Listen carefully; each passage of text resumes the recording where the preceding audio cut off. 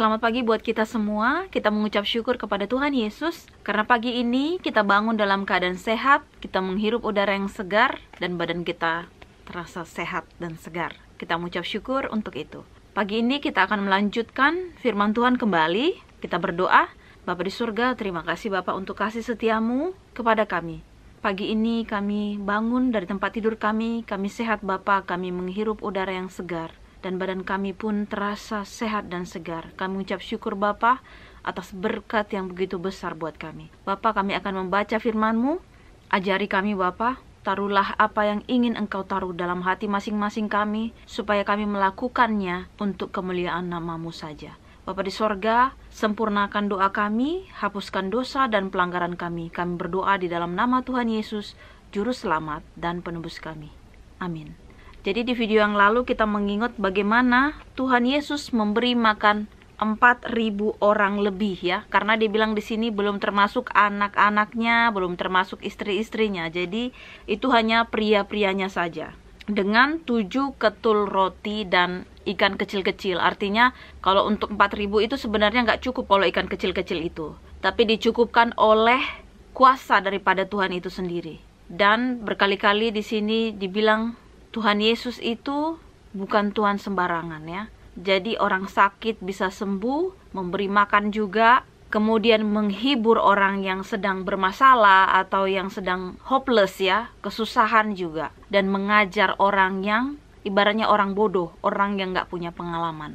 Di sini juga kita akan lanjutkan lagi ya firman Tuhan, karena kalian tahu aku makeup kayak gini, aku mau pergi les. Jadi ya aku rapi-rapi ya. Aku harus cepat juga. Dan di sini ayatnya Matius 16 ayat 1 sampai 4. Ada 2 kitab dan lebih baik satu-satu karena ini ayatnya nggak panjang, jadi aku baca aja semua.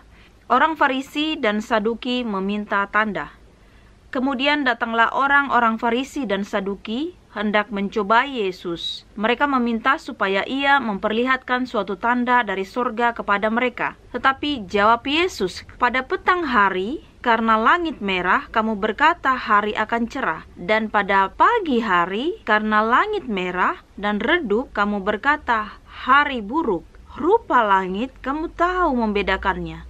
Tetapi tanda-tanda zaman tidak. Angkatan yang jahat dan tidak setia ini menuntut suatu tanda, tetapi kepada mereka tidak akan diberikan tanda selain tanda Nabi Yunus. Lalu Yesus meninggalkan mereka dan pergi. Kemudian di Markus 8 ayat 11 sampai 13, judulnya orang Farisi meminta tanda. Lalu muncullah orang-orang Farisi dan bersoal jawab dengan Yesus untuk mencobai dia. Mereka meminta daripadanya suatu tanda dari sorga. Maka mengeluhlah ia di dalam hatinya dan berkata, mengapa angkatan ini meminta tanda? Aku berkata kepadamu, sesungguhnya kepada angkatan ini sekali-kali tidak akan diberi tanda. Ia meninggalkan mereka, ia naik pula ke perahu dan bertolak ke seberang. Jadi di sini sudah dikatakan ya, Tuhan Yesus itu kesal sampean ya, di ayat ini kesal dia. Jadi kalau mau kita bilang, Tuhan Yesus di sini sudah menjelaskan berkali-kali ya. Dan bukan hanya menjelaskan, Tuhan Yesus juga menunjukkan. Tetapi orang Farisi dan Saduki ini sungguh sangat bebal dibilang. Dan satu hal di sini aku mau beritahu, karena tadi sempat aku baca juga perbedaan orang Saduki dan orang Farisi. Kalau kalian tertarik, kalian bisa searching di internet, di Google, kalian buat aja perbedaan orang Farisi dan orang Saduki. Pasti banyak di situ keterangannya. Salah satunya yang aku baca tadi menerangkan orang Saduki itu ibaratnya mereka itu dari keturunan bangsawan.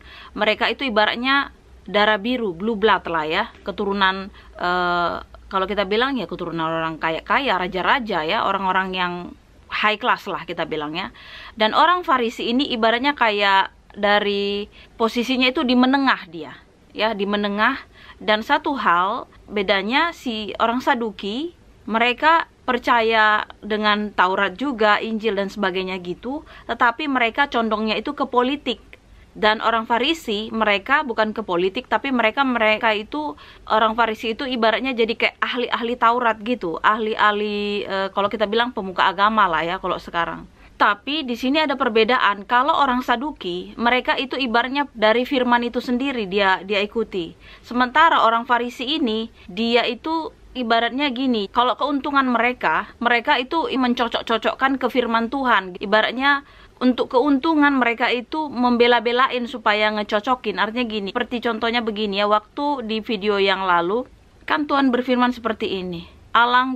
Alangkah pandainya kamu kalau untuk keuntunganmu kamu mengatakan itu firman Tuhan, tetapi kalau untuk kerugian kamu mengesampingkan firman Tuhan itu sendiri. Jadi waktu dibilang di firman itu ya, kalian pokoknya nonton aja, di situ ada aku baca dan aku terangin. Kalau waktu misalnya contohnya ada jemaat yang mau kasih persembahkan, dan kemudian orang si jemaat ini, contohnya ya, orang ini mempunyai orang tua dan udah tua, mungkin dia harus butuh bantuan dari anaknya, tetapi karena anaknya ini mempersembahkan kepada Allah, jadi ibaratnya si anak ini bisa mengatakan ke orang tuanya, aku nggak punya uang lagi untuk kalian karena uang ini sudah aku persembahkan kepada Allah, ibaratnya. Jadi ibaratnya kan si pemuka agama ini kan di persembahan itu ya.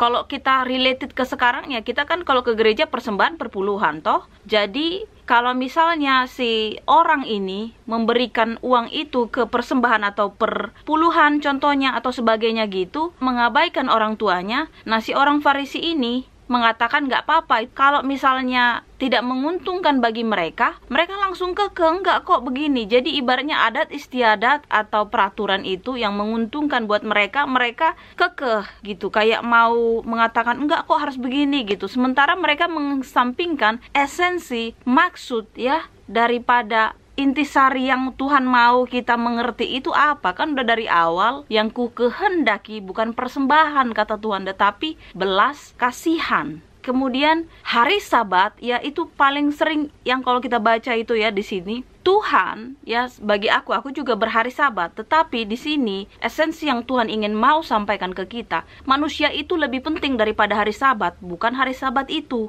Jadi hari Sabat diadakan untuk manusia, bukan manusianya untuk hari Sabat. Kalau misalnya kita ke gereja dalam keadaan normal, baik-baik saja, ya kita bergereja hari Sabat. Tetapi kalau itu menyangkut nyawa seseorang ataupun membutuhkan pertolongan, ya kita nggak apa-apa. Justru waktu kita melakukan itu, kita menunjukkan kasih Tuhan itu sama orang itu. Jadi bukan hanya leterlek, baca ini koma, titik, nggak boleh, Tuhan ngomong gini, haram, Tuhan ini. Bukan itu. Nah, orang Kristen banyak kan kayak gitu. Dan dulu aku memang seperti itu juga.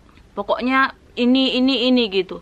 Nah, makanya di sini kita juga harus bisa mengerti pada saat Tuhan Yesus anaknya itu belum datang ke dunia ini, itu seperti kayak gigi ganti gigi, mata ganti mata. Tetapi Tuhan Yesus datang ke sini mengajarkan kita untuk bukan itu maksudku kata Tuhan. Bukan seperti itu maksudnya. Jadi Tuhan Yesus itu menyempurnakan, maksudnya begini loh. Contoh begini juga. Peraturannya ya, kalau sebelah sini ya, misalnya kalau kita di Belanda di sini bagian ini rechts ya, bagian kanan kita selalu arah, misalnya bawa mobil itu ke kanan kita. Kalau di Indo kan sebaliknya ya, ke kiri. Nah, peraturannya begitu. Tapi kalau contoh ada orang gila, katakanlah dia mabuk lah apa. Nah, dia berlawanan dia buat. Apakah kita tetap di kanan ini? Kita kan harus minggir untuk menghindari orang yang mabuk-mabuk ini gitu. Jadi di sini maksudnya bukan kita melanggar firman itu, bukan kita melanggar peraturan itu, memang kita menghindari si orang yang mabuk-mabuk ini gitu. Si orang yang udah tahu nggak boleh nyetir mabuk-mabuk, dia mabuk. Kan kalau misalnya peraturan nggak boleh mabuk, harus kita dalam keadaan sadar mengendarai mobil. Tapi kalau pada saat dia di jalan, dia mungkin punya masalah, terus dia minum bawa mobil lagi. Nah, dia salah jalan, salah arus, ya kita harus menghindari itu. Bukan kita jadi melanggar, tetapi kan kita menyelamatkan diri kita. Ya kira-kira seperti itulah dari aku. Jadi kalau kalian punya pendapat lain ataupun yang lain-lain, kalian silahkan di komen, kita bersharing, kita berbagi di sini, dan kita saling mendoakan, bukan menghakimi, karena hakim itu cuma Tuhan aja. Ya. Kita berdoa. Bapa di sorga, terima kasih Tuhan untuk kasih setiamu buat kami pagi ini. Bapa, begitu indah, begitu manis firman-Mu. Semakin hari kami semakin mendekatkan diri kepadamu. Dan biarlah Bapa kami hanya tertuju kepadamu Bapa. bukan kepada yang lain-lain. Bapa di sorga, ampuni segala dosa dan pelanggaran kami. Kami berdoa di dalam nama Tuhan Yesus, Juru Selamat dan Penebus kami. Amin. Terima kasih. Inilah doa dan harapan kita. Amin.